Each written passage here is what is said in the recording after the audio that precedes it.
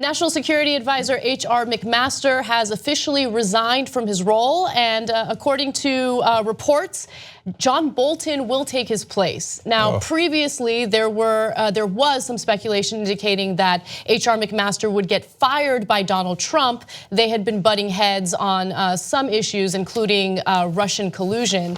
And it turns out that McMaster has decided to step down, and John Bolton again will be the new National Security Advisor. Donald Trump did tweet about this, as he usually does about every other issue.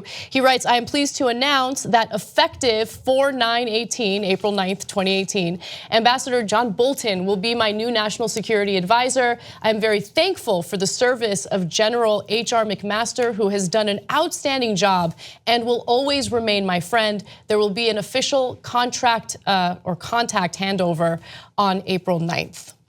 All right, so let's begin to talk about this disaster. So first of all, he says he'll always be my friend because this is a more amicable split as opposed to Rex Tillerson, who left obviously very angry and was fired as Secretary of State. Mike Pompeo moving from CIA to state if they are confirmed, and then now Bolton moving into National Security Advisor.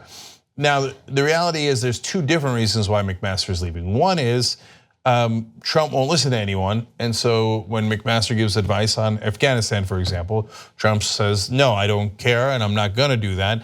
Trump pushes for outlandish ideas like increase our nuclear arsenal tenfold, which is totally undoable. It's preposterous. That's the meeting that they all left and Tillerson called him an effing moron. Right. Okay, he also pushed for private mercenary army to lead our efforts in Afghanistan. Preposterous, insanity. So McMaster was a slight voice of reason. He's also very much a right winger, but he wasn't as insane as Donald Trump, so they didn't get along on those fronts. And McMaster said, well, the Russian interference is clear and obvious. Yes, and Trump did not like that. No, and the other reason that people don't talk about is that anybody with any sense is leaving this administration before it sinks. Mueller is closing in, he's in the Deutsche Bank account. He's flipped George Nader about the secret meeting in Seychelles Island of Eric Prince and the Russians. He's flipped Rick Gates, who was Manafort's right-hand man, and they had all the Russian dealings and access to it. And the circle is getting tighter and tighter. And now he's asked for documents from Trump Organization. So a smart guy like McMaster, who is like, number one, I can't stand working with him. Who can stand working with this guy? He's a total idiot, changes his mind all the time, blames you for everything. Whenever he does something stupid, he's like, oh, it wasn't me, it wasn't me, it was him, right? Yeah. A petulant little child, and perhaps about to get indicted by the special counsel. So McMaster's like, see, you wouldn't want to be, oh, Mr. President. Oh yeah, I mean, you deserve someone who can give you counsel you agree with. Of course, Mr. President, I gotta go. Yeah, I think that he accurately read the tea leaves, could see that everyone around him, everyone around Trump was either getting fired or resigning. And so I do think that H.R. McMaster made a good decision in stepping down. Now, let's learn a little bit about John Bolton. A lot of you probably already know, but for those of you who don't, he is incredibly hawkish. And so Trump was the candidate who ran as somewhat of an isolationist when it came to foreign policy. Bolton is the exact antithesis of that. And one thing that Trump kept reiterating during his campaign was how terrible the decision to do a preemptive war in Iraq was. Well, Bolton, till this day, still defends the decision to invade Iraq. In fact, he said something along the lines of, all right, so I guess there were no weapons of mass destruction, but it was still important to take out Saddam Hussein. Anyone who says that things would be more peaceful if we hadn't is wrong. And a lot of people disagree with that. But again, of course. Can I just say, Anna, even Tucker Carlson the other night embarrassed him on national TV. He said, well, obviously the Iraq war turned out to be a mistake. And Bolton's like, I don't agree to that. That's right. And they had a wonderfully awkward moment there. And that was one good thing that Tucker Carlson has done. I think that he was trying to prevent this from happening. For all other things he's wrong about, he is definitely wrong about, of course, belatedly, we were right from the beginning, about the Iraq war, and Bolton couldn't be more wrong. And see, so McMaster leaving is a small part of the story. Bolton arriving is the much bigger part of the story. Absolutely. And One thing that Trump has in common with Bolton is the type of rhetoric that they both use in referring to dictators like Kim Jong-il in Bolton's case and Kim Jong-un in Trump's case. So back in the early 2000s, the United States was engaging in talks with North Korea to kind of calm down some of the tension. And in the middle of all of that, John Bolton comes in and says some pretty nasty things about Kim Jong-il. Now, we all agree Kim Jong-il was a terrible guy, but approaching it in this crazy, undiplomatic way in the middle of these talks was not the right way to go. He got a lot of criticism for that. Now, Trump is very similar. I mean, the way that he's addressed Kim Jong-un is an example of that. And also, Bolton does not think it's a good idea for Trump to meet with Kim Jong-un. He actually thinks that meeting will go terribly and probably lead to military action against North Korea.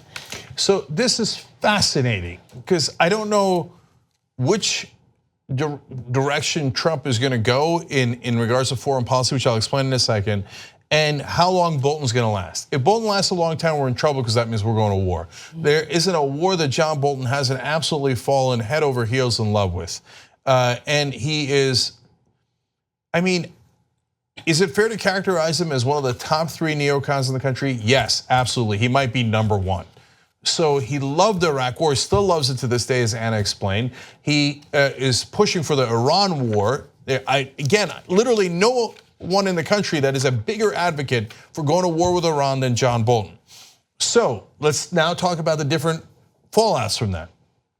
If you were a Republican who liked when Trump said, Iraq war was a mistake, we shouldn't have gone in, low energy Jeb Bush and his brother screwed this up, and you thought, hey, he's not being tough on Russia because he doesn't want to do too much intervention and that's his policy and his principles. Well, then what the hell is John Bolton doing in this administration? He's the least isolationist guy there is. He's an enormous interventionist. So if you take the issue of Afghanistan, now to Trump's credit, he's like, it's a mess and we should, basically he was intimating that we should get out. Bolton doesn't want to get out of Afghanistan. Bolton wants to stay in every single war zone for as long as humanly possible. He believes we should still be in Iraq. So he's still in Iraq. So if you thought, McMaster wanted to stay in Afghanistan longer and so Trump got rid of him because of principle, because he wanted to get out of Afghanistan, then why the hell did he pick John Bolton? Okay, so that's point 1. Point 2 is, what is John Bolton gonna do on Russia? And that is a huge question mark, because let me explain the background. There is a contingent that is against Russia in our government and in our public debate. Part of that is because Vladimir Putin's a bad guy. Part of that is because, and not just generically, but obviously sham elections, the taking of Crimea, the interference in Georgia, and the list goes on and on. So those are legitimate reasons to be upset with Putin's government in Russia. Then there's a second contingent who's against Russia because they are helping Bashar al-Assad and hence indirectly helping the government of Iran. And they are aligned with Iran in that case. And Iran is viewed by Israel as the #1 problem, okay? Mainly the Israeli right wing and our right wing. So there's a giant contingent in Washington who wants to make sure that we rip up the deal we have with the Iranians, where we got rid of their uranium so they cannot have nuclear weapons. Now, why the hell would you want to rip that up? That deal is working. We not only got rid of any attempt at nuclear weapons, which they had not yet started, but we got rid of their entire nuclear energy program. And all we did was give them their money back, which we had held hostage in cooperation with the rest of the world. That's a great deal. But you want to rip up that deal if you want to go to war with Iran.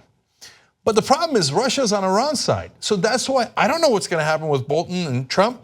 There's one thing that a lot of the analysts are missing, which is how monstrously stupid Donald Trump is. Thank you. So I wanted to get to that, right? And look, I'm not just saying that to insult him. I'm saying that because we are having this discussion as though Trump is an individual who has sat back and looked at all of the chess, pieces and tried to figure out the nuances of all the foreign policy that's happening and the decisions that he'd have to make. That is not what Trump has done. Now, one thing that you should know about Bolton is that he is a regular on Fox News. He is a contributor on Fox News.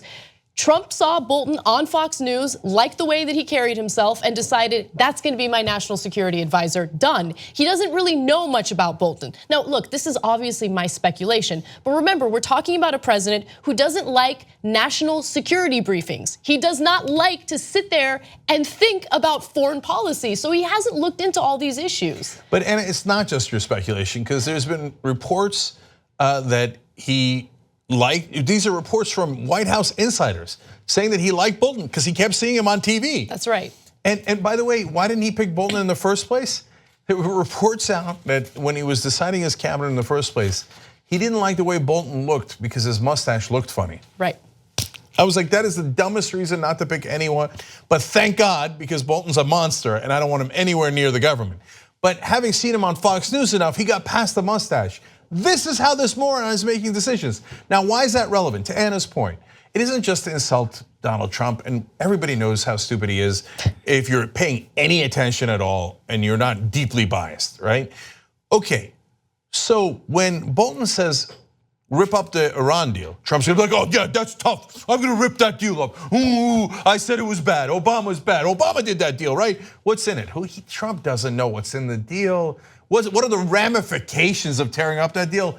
He couldn't begin to tell. He doesn't even know what the word ramification is. Anyway, so no problem. Him and Bolton will get along on that. But when Vladimir calls and says, Donald, what have you done?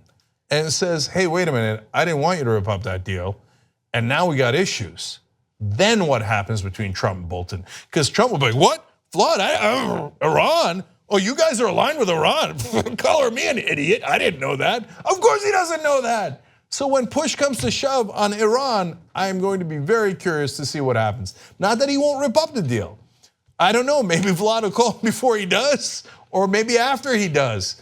But if he fires Bolton, the only reason he did it is not because he doesn't love war. He loves the idea of war. That's the only reason you'd ever hire John Bolton. It'll be because Vladimir told him to.